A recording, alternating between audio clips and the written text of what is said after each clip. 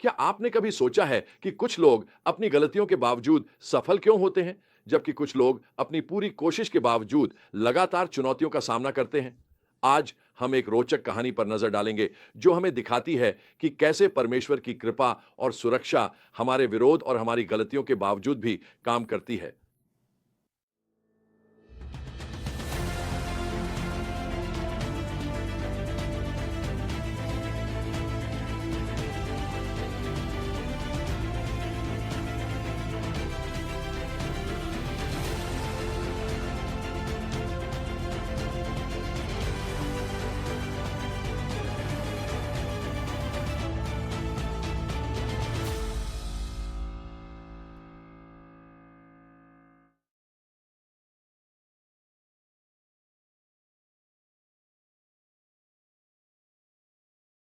आज का हमारा मुख्य सत्य यह है, परमेश्वर की कृपा उसके लोगों पर अटूट होती है, चाहे दूसरे हमें श्राप देने की कोशिश करें या हम स्वयं पाप में गिर जाएं। हालांकि हमें समझौते और अवज्ञा के प्रति सतर्क रहना चाहिए। हम गिनती 21-25, व्यवस्था विवरण 2-3 और व्यवस्था विवरण 29 के कुछ अंशों का अध्ययन कर रहे हैं। ये शास्त्र इसराइल की विजय, बिलाम के श्राप के प्रयास और फिर पोर के पाप में गिरने की घटनाओं का एक स्पष्ट चित्र प्रस्तुत करता है। यह कहानी इजराइल की लगातार सैन्य जीत से शुरू होती है। परमेश्वर उनसे कहते हैं, देखो, मैंने एमोरी राजा सिहोन और उसके देश को तुम्हारे हाथ में दे दिया है। अब इसे अपने कब्जे में लेना शुरू करो तथा उससे युद्ध करो। व्यवस्था 2:24 इसराइल सिहोन को पराजित करता है और बाशान के राजा ओग को भी हरा देता। यह विजय परमेश्वर की अपने वचनों के प्रति निष्ठा और इजराइल के शत्रुओं पर उसकी शक्ति को दर्शाती है। लेकिन यहीं से चीजें दिलचस्प हो जाती हैं। मोआब के राजा बालाक इजराइल की सफलता को देखता है और डर जाता है। वह तय करता है कि उसे गुप्त हथियार चाहिए, एक आत्मिक श्राप। इसलिए वह बिलाम को बुलवाता है, जो आशीर्वाद और श्राप देने की अपनी क्षमता के लिए प्रसिद्ध एक नबी था। ध्यान दें कि आगे क्या होता है, यह अत्यंत महत्वपूर्ण है। परमेश्वर बिलाम से कहते हैं, उनके साथ मत जाओ। तुम उन लोगों पर श्राप नहीं लगा सकते क्योंकि वे आशीषित हैं। यह गिनती 22 बाबरा है। यह एक महत्वपूर्ण सिद्धांत है। जब परमेश्वर आशीर्वाद देते हैं तो कोई भी उसे पलट नहीं सकता। बिलाम जाने से मना कर देता है, लेकिन बालाक के आग्रह पर परमेश्वर उसे जाने की अनुमति देते हैं, पर चेतावनी देते हैं कि वह सिर्फ परमेश्वर की बात कहे। रास्ते में हमें बिलाम के गधे की प्रसिद्ध कहानी मिलती है, जो प्रभु के दूत को देखता है और बिलाम से बात करता है। यह प्रसंग याद दिलाता है कि परमेश्वर अपनी इच्छा व्यक्त करने के लिए किसी भी चीज का उपयोग कर सकते हैं, यहां तक कि एक गधे का भी।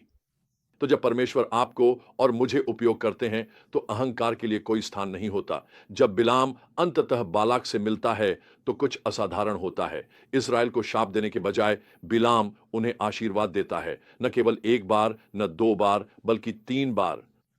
हर बार उसकी भविष्यवाणियां शक्तिशाली होती जाती हैं, जो इस्राएल के प्रति परमेश्वर के प्रेम और सुरक्षा को प्रकट करती हैं। इनमें से एक भविष्यवाणी विशेष रूप से महत्वपूर्ण है। बिलाम कहता है, मैं उसे देखता हूं लेकिन अभी नहीं। मैं उसे निहारता हूं लेकिन वह निकट नहीं। याकूब से एक तारा प्रकट होगा, इस्राएल से एक राजदंड उठेगा। यह गिनती 24:17 में लिखा है। कई विद्वान इसे एक मसीहाई भविष्यवाणी मानते हैं, जो यीशु की ओर संकेत करती है। यह इस बात का एक सुंदर उदाहरण है कि कैसे परमेश्वर की उद्धार योजना संपूर्ण शास्त्र में बुनी गई है। लेकिन कहानी यही समाप्त नहीं होती। जब ऐसा लगता है कि इस्राएल के लिए सब कुछ अच्छा चल रहा है, तभी हम एक अचानक और नाटकीय पतन देखते हैं। गिनती 25 इस्राएल शित्तीम में ठहरा था। पुरुष मोआबी स्त्रियों से अनैतिक संबंधों में लिप्त हुए, जिन्होंने उन्हें अपने देवताओं के बलिदानों में भाग लेने के लिए आमंत्रित किया। यह गिनती 25:1-2 में लिखा है। यह घटना हमें एक महत्वपूर्ण शिक्षा देती है। कई बार हमारे सबसे बड़े खतरे ज्यादातर बाहरी शत्रुओं से नहीं आते, बल्कि हमारे अपने समझौतों और अवज्ञा से आते हैं। वह इज़राइल जिसे उनके शत्रु शाप नहीं दे सकते थे, अपने पाप के कारण स्वयं पर न्याय ले आता है। तो हम इससे क्या सीख सकते हैं? पहली बात, परमेश्वर की आशीषें वास्तव में शक्तिशाली और अटल होती हैं। चाहे कोई भी आपको शाप देने की कोशिश करे या आप किसी भी विरोध का सामना करें, यदि परमेश्वर ने आपको आशीष दी है तो आप आशीषित हैं।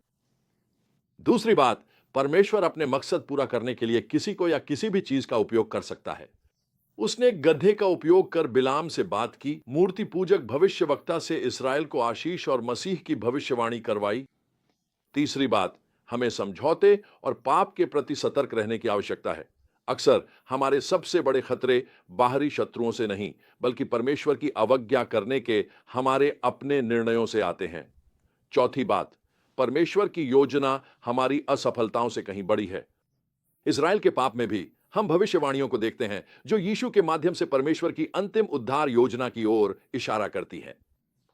जीवन में मैंने देखा है कि कैसे कई सफलताओं के बाद लापरवाह होना कितना आसान होता है। समय रहते जब मैंने परमेश्वर की आशीष और सुरक्षा का अनुभव किया है, परंतु उसके तुरंत बाद समझौते में गिर गया। मैंने सीखा है कि मुझे थोड़ा सतर्क रहना चाहिए। जब सब कुछ ठीक चल रहा होता है, तब भी युद्ध थोड़ा जारी रहता है।